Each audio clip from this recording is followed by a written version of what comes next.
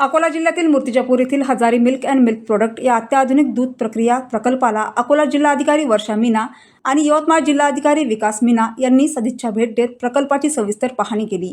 यावेळी मूर्तिजापूर मतदारसंघाचे आमदार हरीश पिंपळे देखील उपस्थित होते। प्रकल्पाचे संचालक तथा जिल्हा दूध उत्पादक संघाचे अध्यक्ष प्रशांत हजारी यांनी मान्यवरांचे स्वागत केले।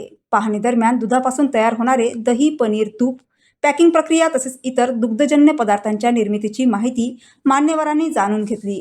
उत्पादनाची गुणवत्ता, आधुनिक यंत्रसामग्री आणि स्वच्छतेचे काटेकोर पालन पाहून दोन्ही जिल्हाधिकाऱ्यांनी प्रकल्पाचे कौतुक केले।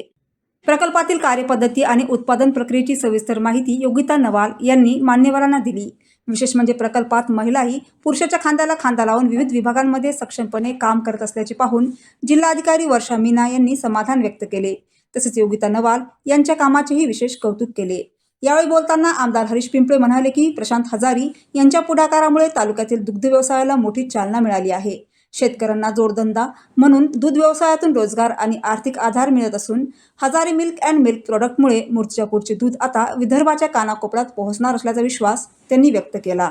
या पाहणी दौरान नगराध्यक्ष हर्षल साबळे, नगरसेवक भारत जेठवानी, अमोल प्रजापती, सुधीर दुबे, ज्ञानेश टाले, अनवर खान, माधव भंडार, श्याम तसेच प्रकल्पातील कर्मचारी उपस्थित होते।